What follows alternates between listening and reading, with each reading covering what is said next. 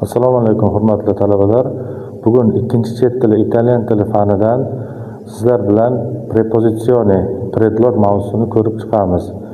Italyan tilida predlog preposizione deb ataladi. Dastavval predloglar ikkita katta guruhga bo'linadi. Preposizione semplice va preposizione articolata. Preposizione semplice bu oddiy predloglar, preposizione articolata artikellashgan predloglar hisoblanadi. Birinchi navbatda preposizione semplice oddiy predloglar bo'yicha to'xtalamiz. Italyan tilida oddiy predloglar 8 tani tashkil qiladi. Bular a, di, da, su, in, con, per va tra, fra predloglari. Birinchi o'rinda a predlogi so'zma-so'z tarjima qilganda ga ma'nosini ifodalaydi. Gap tarkibida kelganda a predlogi boshqa ma'nolarda ham, vazifalarda ham ishlatiladi. Misol uchun, io vado a Milano, men Milanga boraman. Bu yerda yo'nalish ma'nosida ishlatilgan holatini ko'rishimiz mumkin. Ikkinchi predlogimiz di predlogi. Di predlogi ming va haqida degan ma'nolarni anglatadi. Boshqa iboralar, gaplar tarkibida kelganda boshqa ma'nolarda ham ishlatilishi mumkin. Masalan, io parlo di cultura, men madaniyat haqida gapiryapman. Yoki bo'lmasam di predlogini biror kishiga narsa buyumning tegishligini, qarashligini ham bildiradigan holatlari mavjud. Keyingi predlogimiz in predlogi. In predlogi ichida degan ma'noni anglatadi. Bundan tashqari in predlogini transport vositalari oldidan ham ishlatishimiz mumkin. Masalan, io vado al università in treno, men universitetga poyezdda boraman. Keyingi predlogimiz su predlogi. Su predlogi ustida deb tarjima qilinadi. Bundan tashqari su predlogini haqida, borasida degan ma'nolari ham mavjud. Masalan, l'insegnante parla su cultura, ya'ni o'qituvchi madaniyat haqida gapiryapti. Yoki bo'lmasam la matita è sulla tavola, qalam stolning ustida turibdi. Keyingi predlogimiz con predlogi. Con predlogi bilan deb tarjima qilinadi. Demak, ish harakatni birgalikda, hamkorlikda bajarilishda ishlatiladi. Masalan, io vado al università con i miei amici, men universitetga do'stlarim bilan boraman. Keyingi predlogimiz per predlogi uchun deb tarjima qilinadi. Masalan, io vado in Italia per lavorare, men Italiyaga ishlash uchun boraman. Keyingi predlogimiz tra, fra predloglari. Bular bir xil ma'noga ega, ikkovini ham demak ishlatsak bo'ladi. Qaysidir gapda tra yoki frani ishlatishimizni farq qilmaydi.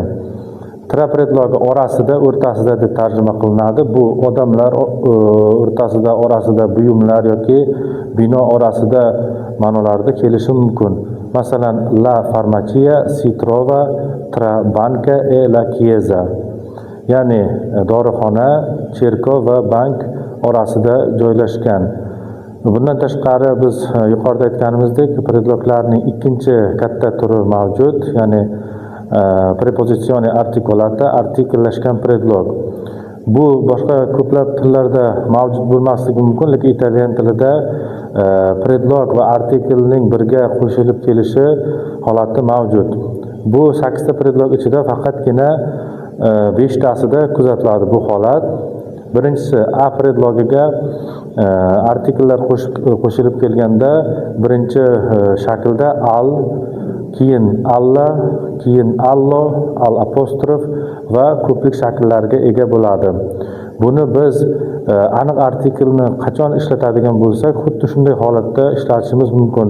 Ya'ni ikkinchi marta aytilayotgan kontekstdagi aniq narsa buyum mavzuga nisbatan yoki bo'lmasam aniq ifodalanib, izohlanib kelayotgan narsa buyum joy nomiga nisbatan ishlatsak bo'ladi.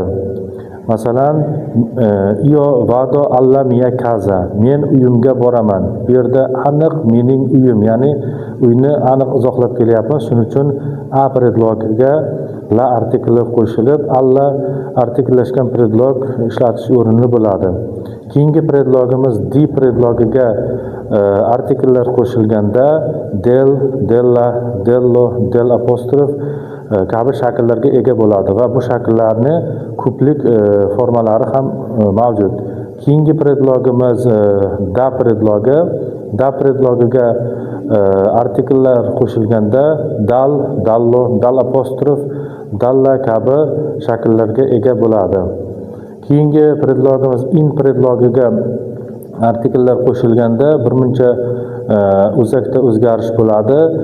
Ya'ni inga artikllar qo'shilganda nel, nello, nella, nel apostrof kabi formalarga ega bo'ladi.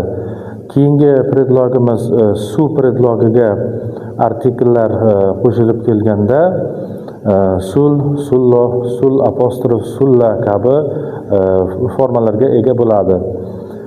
Qolgan 3 ta predlogimizga artikllar qo'shilmasdan yonma-yon keladi. Masalan, con, tra, per kabi predloglar bilan aniq artikl kelganda birga qo'shilmasdan alohida yoziladi, yonma-yon keladi. Bundan tashqari italyan tilidagi predloglarni gap tarkibida kelishdan tashqari iboralar, so'z birikmalari tarkibida ham keladi. Masalan, di predlogi iboralar bilan ishlatilganda di corsa so'z birikmasini misol qilib olishimiz mumkin. Di corsa yugurib degan ma'noni anglatadi. Per esempio, masalan, sono andato all'università di corsa. Men demak o'qishga yugurib bordim. Yoki bo'lmasam in gamba degan so'z birikmasi oyoqda deb tarjima qilinadi. Ya'ni oyoq, tik oyoqqa turib degan so'zma-so'z tarjimani bildiradi, lekin bu ibora ma'nosi o'zini o'nglab olgan, oyoqqa turgan ma'nolarini anglatadi. Bundan tashqari in tempo degan so'z birikmasini ham misol keltirishimiz mumkin. In tempo o'z vaqtida, non in ritardo, ya'ni o'z vaqtida bajariladigan harakatlarga nisbatan ishlatiladigan so'z birikmasi hisoblanadi. Bundan tashqari juda ko'plab so'z birikmalari va frazeologik iboralarda predloglarni kelishini uchratishimiz mumkin. Qo'shimcha ma'lumotlar va shu kabi foydali ma'lumotlar uchun sizlarga le preposizioni italiane deb nomlangan qo'llanmani tavsiya qilaman. Bu qo'llanmaning muallifi Alessandro De Giuli. Qo'llanma Alma Edizione Firenze nashriyotidan nashr etilgan. Elektron varianti institutning axborot resurs markaziga taqdim etilgan.